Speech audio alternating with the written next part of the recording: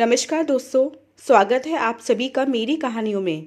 मैं हूं शिखा और एक बार फिर से आपके लिए लेकर आई हूं एक नई कहानी और उम्मीद करती हूं कि ये कहानी भी बाकी कहानियों की तरह आपको बेहद पसंद आएगी और आप पहले की तरह अपना प्यार और सपोर्ट मेरी वीडियोस पर बनाए रखेंगे।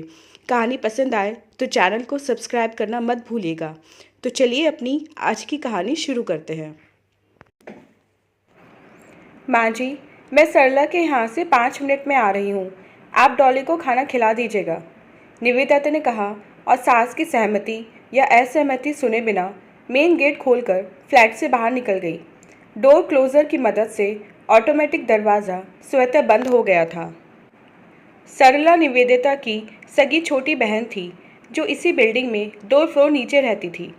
दोनों के पति मुंबई के एक ही कंपनी में सॉफ्टवेयर इंजीनियर थे। नौकरी के सिलसिले में दोनों का रोज़ का मिलना होता था। साथ काम करते करते उनमें दोस्ती हो गई थी और स्वजातीय होने के कारण घनिष्ठता इतनी बढ़ी कि निवेदिता के पति विकास ने गौरव के साथ सरला की शादी करवा दी थी। दोस्त को साड़ू बना लिया था।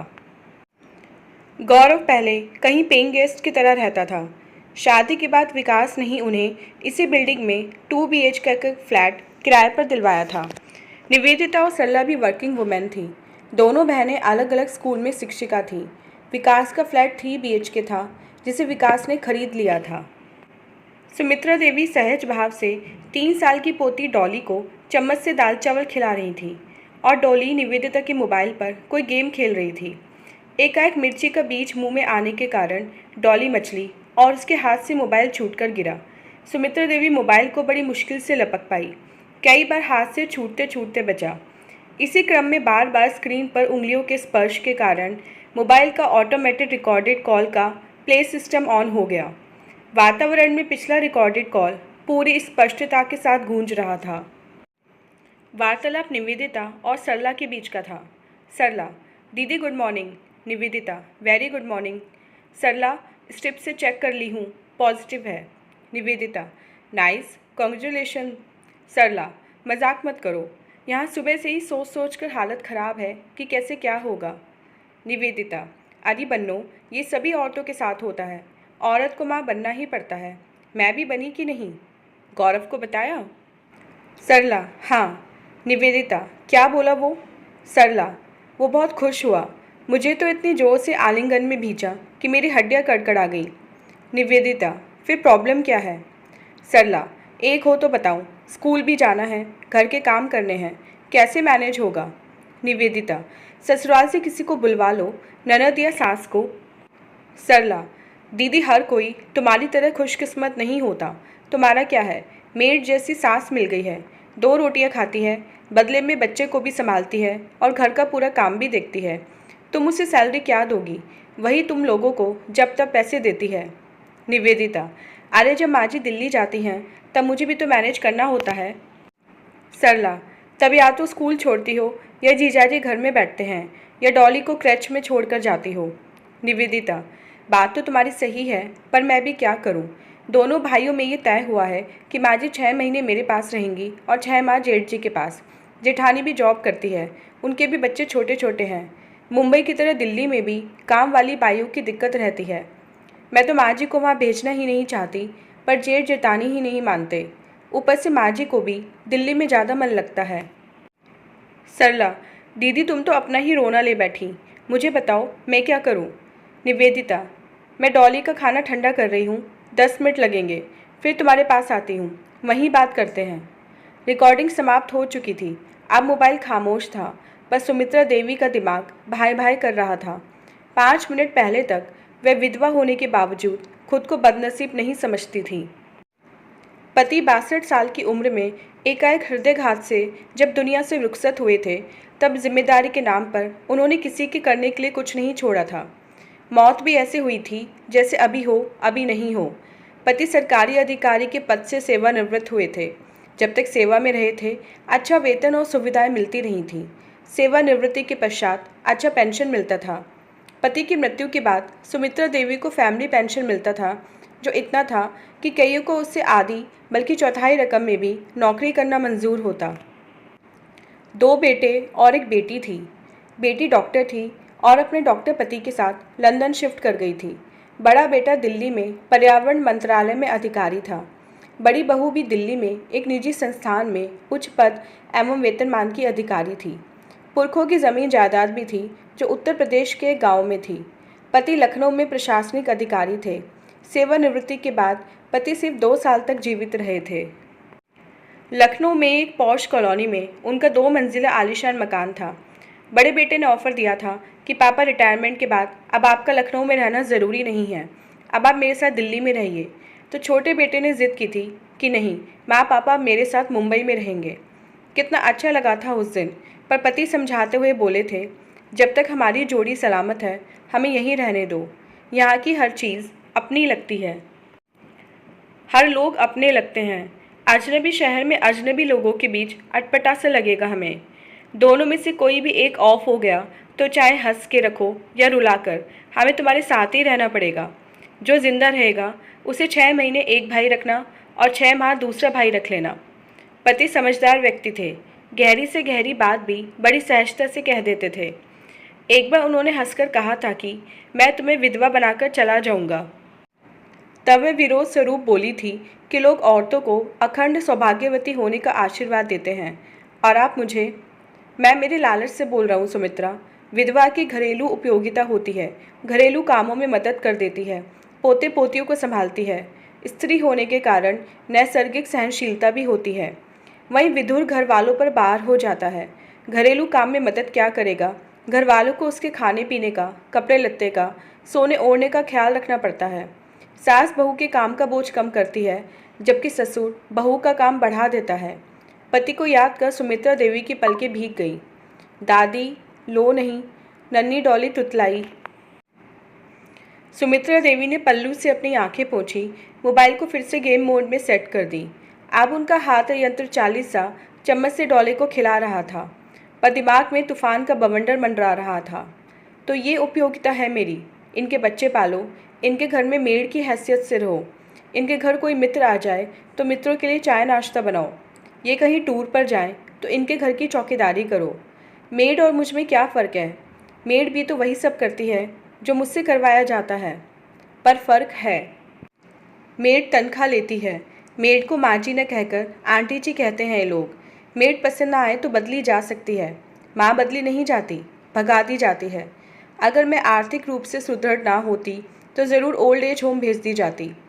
Old age home. Sumitra Devi विचारों के भंवर में डूब उबर ही रही थी कि डोरबेल बजी। उठकर उन्होंने दरवाज़ा खोला। निवेदिता थी। अगले 1 घंटे में निवेदिता जल्दी जल्दी तैयार हुई और स्कूल जाने के लिए घर से बाहर निकल गई। इस समय सुबह के 9:15 हो रहे थे। निवेदिता की वापसी शाम को 4:45 बजे तक होती थी। तब तक डॉली और घर उनके हवाले होता था। कल तक सुमित्रा देवी खुद को इस घर की स्वामिनी समझती थी। आज उन्हें लग रहा था कि वह तो महज एक मेड है, जिस पर घर के मालिकों को इतना विश्वास है कि उनकी मर्जी के बिना कोई ताला नहीं लगाया जाता। देखा जाए तो बात कुछ भी नहीं थी। परिवार के व्यक्ति से परिवार को सहयोग की अपेक्षा रहती ही है। बेटे और बहू ने कभी ऊंचे स्वर में बात नहीं की थी। उनकी आवश्यकताओं का पूरा पूरा ध्यान रखा था।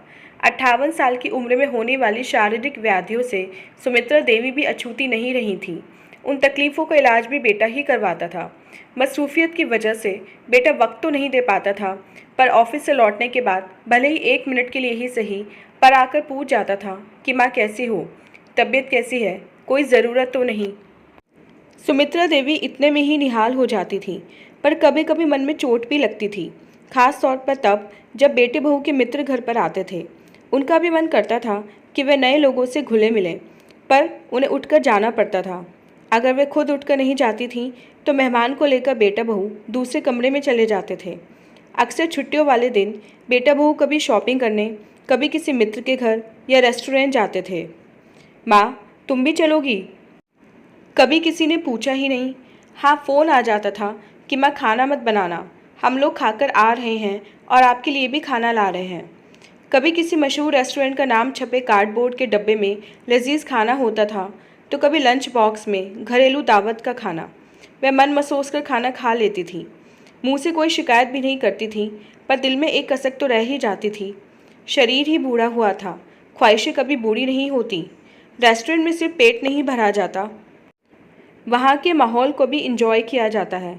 नए नए तौर तरीके सीखे जाते हैं। लिबास सिर्फ तन ढकने के लिए पहना जाता तो एक चादर भी काफ़ी था। नए फैशन के कपड़े पहनना क्यों ज़रूरी होता?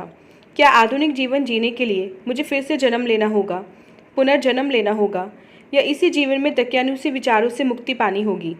घंटों तक उधेड़-बुन में लगा दिमाग बहुत कुछ सोच गया। सुमित्रा देवी शिक्षित थी, समझदार भी थी, सिर्फ चतुर बुद्धि नहीं थी। उन्होंने स्वयं के बारे में सोचना ही छोड़ दिया था, खुद को परिस्थितियों के अनुकूल ढाल लिया था।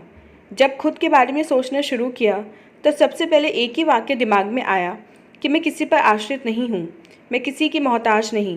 पति ने मेरे लिए पुरखों की ज़मीन जायदाद, लखनऊ का घर, बैंक में बैलेंस और सबसे बड़ी चीज़ महाना पेंशन छोड़ा है। पैसों की कमी नहीं है।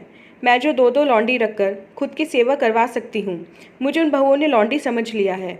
मैं इनके लिए खाना बनाऊँ, मेहरी ना आए तो झाड़ू पोछा करूँ, इनके बच्चे पालूँ और महीने के आखिरी दिनों में जब इन लोगों की जेब खाली हो तो खर्चे के लिए रुपये भी दूँ।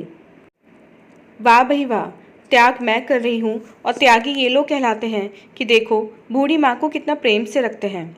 आक्रोश से भरे मन से उन्होंने निर्णय ले लिया कि अब बहुत हुआ, अब किसी के साथ नहीं, खुद के साथ जीना है। दूसरों की इच्छा की नहीं, खुद की इच्छा की करनी है। डॉली खेलते खेलते सो गई थी।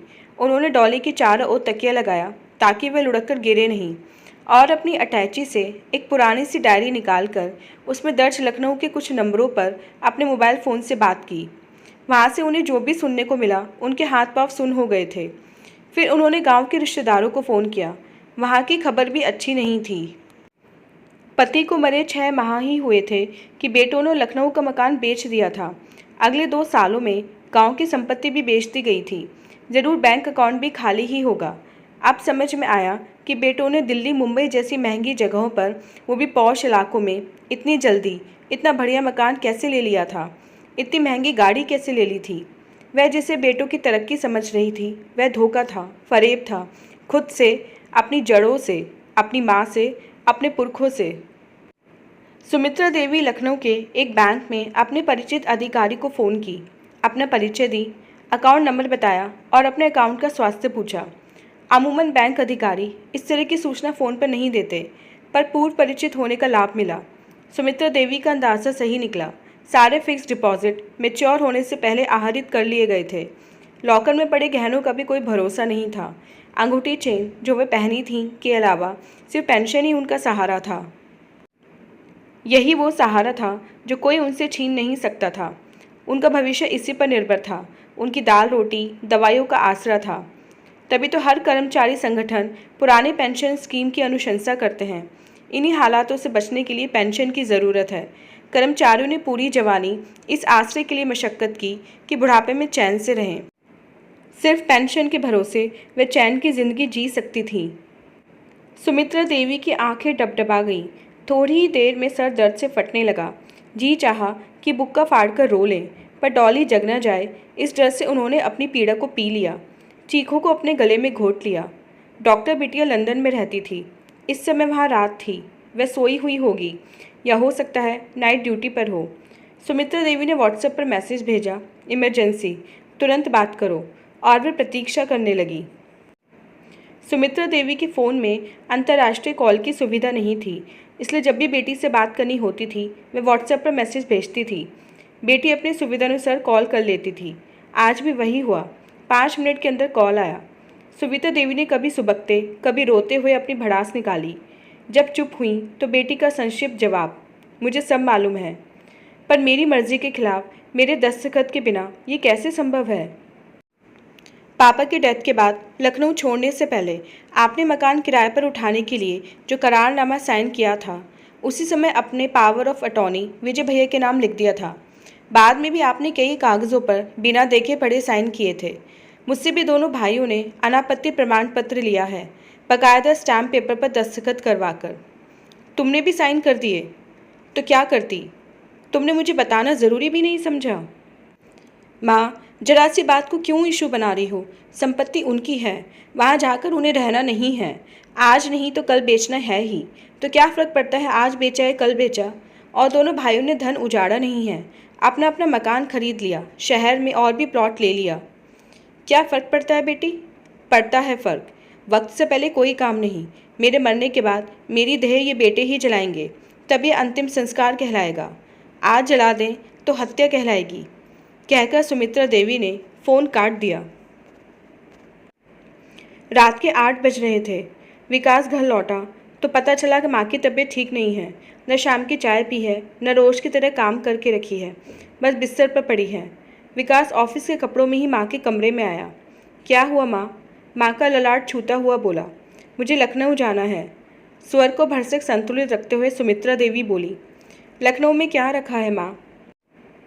क्या नहीं है लखनऊ में? मेरा घर है, वहाँ के बैंक में मेरी एफडी है, पेंशन अकाउंट है, पड़ोसी है, मित्र हैं। यह मकान और एफडी की तरह सब कुछ खत्म हो गया। सुमित्रा देवी फट पड़ी। विकास को जैसे सांप सूंघ गया था। जाने कितनी ही देर वह की करते हुए विमूढ़ सा खड़ा रहा, फिर बड़े भाई विजय को दोषी और खुद को निर्दोष सिद्ध करने की कोशिश करने लगा। रहने दे, बहुत से पेपर मुझसे तुमने भी साइन करवाए हैं, जानबूझकर हड़बड़ाहट प्रदर्शित करते हुए कि ऑफिस जाने में देर हो रही है, तुम्हें देर ना हो जाए, इसलिए बिना पढ़े बिना सोचे विचारे मैंने सोचकर साइन कर दिया कि बेटा ही तो साइन करवा रहा है। जब बेटे से विश्वासघात मिला हो तो शिकायत किससे करूं? आखिर चाहते क्या हो? तुमसे तो कुछ नहीं। आज आखिरी रात है जो मैं तुम्हारे घर में तुम लोगों के साथ हूँ। कल की रात मैं यहाँ नहीं रहना चाहती। मैं विजय भैया के पास दिल्ली का टिकट, कहीं नहीं रहना मुझे, न मुंबई, न दिल्ली, न लंदन। लखनऊ जाऊंगी, वहीं किराए पर मकान लेकर रहूंगी या गांव चली जाऊंगी। कहीं कोई ठौर न मिला तो ओल्ड एज होम में रहूंगी, पर तुम लोगों के साथ रहना अब मुमकिन नहीं। ज़बरदस्ती करोगे तो बिल्डिंग की छत से कूदकर जान दे दूंगी। कोई ज़बरदस्ती नहीं करेगा। मैं लखनऊ में आपके रहने खाने की व्यवस्था कर दूंगा, पर अभी तो उठो, हाथ मुंह धोकर खाना खा लो। खाना रख जाओ, जब भूख लगेगी तब खा लूँगी, कहकर सुमित्रा देवी ने करवट बदलकर मुंह फेर लिया। विकास थोड़ी देर तक वहीं खड़ा रहा, फिर अपने कमरे में चला आया। जेब से मोबाइल निकाला और बड़े भाई विजय को वस्तु स्थिति समझाने लगा। मैं पहली फ़्लाइट से मुंबई आ रहा हूँ, विजय ने कहकर फ़ोन काटा और ट्रैवल एजेंट को फ़ोन करने लगा। अगली सुबह हुई। डॉली ने उन्हें जगाया। वे देर रात तक लंदन और दिल्ली बातें करते रहे थे। भविष्य की योजनाएं बनाई गई थीं। देर से सोने के कारण सुबह नींद नहीं खुली थी। किचन में कोई खटपट नहीं, कोई हलचल नहीं, जबकि माँ रोज़ सुबह जग जाती थी और निवेदिता के जगने से पहले किचन का आधे से ज़्यादा काम हो चुका होता था। माँ नाराज़ हैं, यह तो वह जानती थी, पर तत्कालिक कारण क्या था वह समझ नहीं पाई थी। बुढ़ापे की सनक है, सोचकर वह सास के कमरे में पहुंची। लाइट जलाई। पलंग पर नज़र पड़ते ही उसकी चीख निकल गई। सुमित्रा देवी अपने वादे के मुताबिक इस घर से तो क्या, इस दुनिया को भी सदा के लिए अलविदा कह गई थीं। मृत चेहरे पर पीड़ा के भाव परिलक्षित हो रहे थे और साइड टेबल पर ढका रखा खाना वैसे ही पड़ा था जैसे बीते रात निवेदिता छोड़ गई थी। तो दोस्तों, ये थी हमारी आज की कहानी। उम्मीद करते हुए कहानी आपको पसंद आई होगी। मिलते हैं अपनी नेक्स्ट वीडियो में इस नेक्स्ट कहानी के साथ। तब तक के लिए आज्ञा दीजिए। धन्यवाद।